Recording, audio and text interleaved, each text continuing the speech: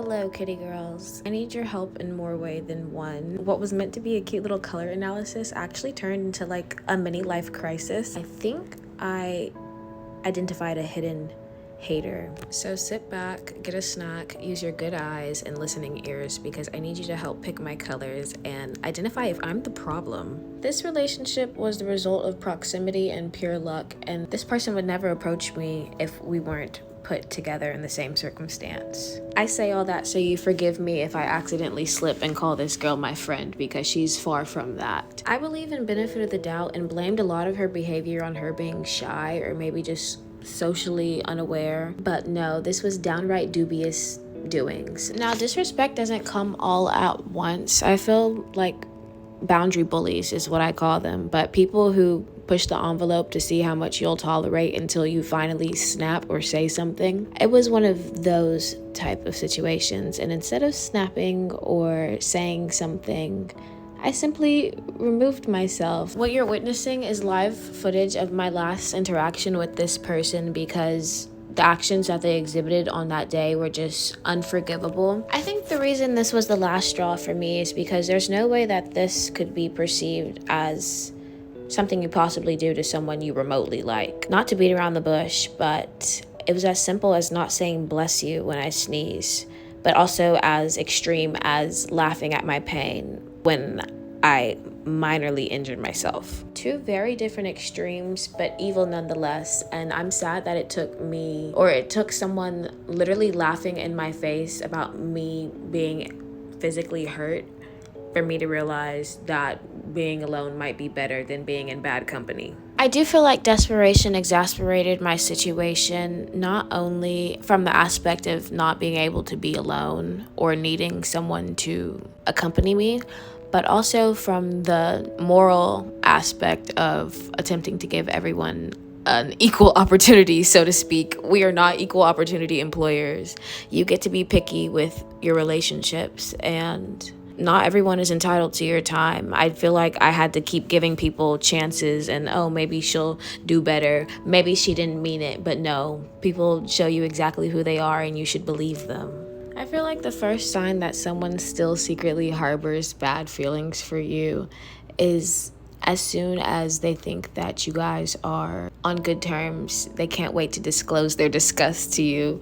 It's always the, I couldn't stand you before I met you, or the, I thought you were so mean people that have done me the dirtiest. And that's just speaking from personal experience. But something about being able to form a bad opinion about someone before meeting them is just a bad character trait, in my opinion.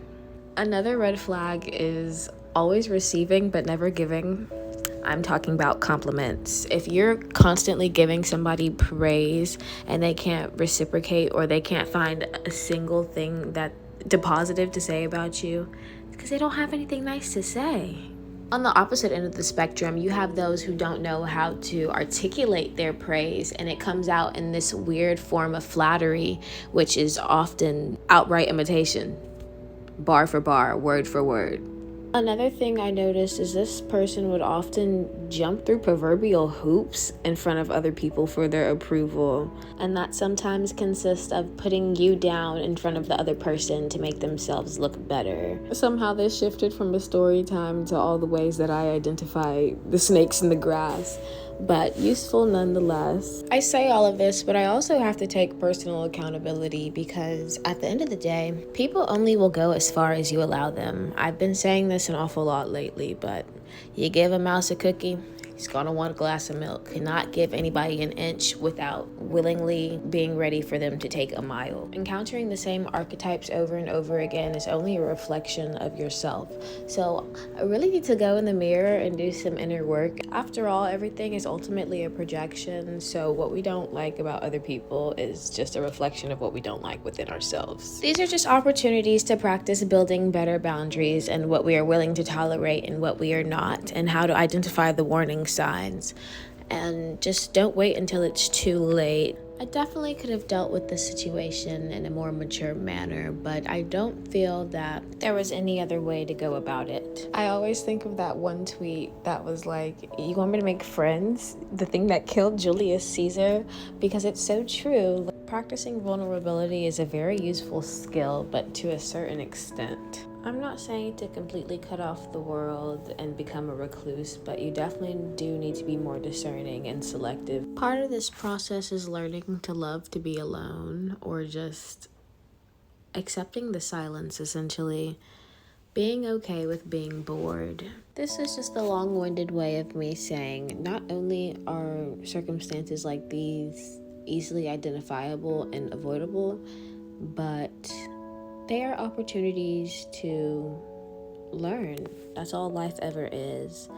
And hopefully this didn't cause too much cognitive dissonance. You still stuck around to help me decide my colors, because I genuinely have no idea. Imagine trying to decide between seafoam blue and cerulean, also while trying to decipher if someone's throwing shade or not.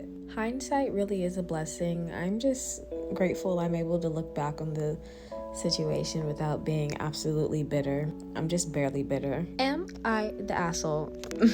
No, but for real, if you stuck around this far, thank you for listening. This is the part of the video where you can start to see my energy shift, and it actually ends abruptly because the vibes in the studio just were not it that day. Felt very uncomfy and had to cut the cameras. Deadass.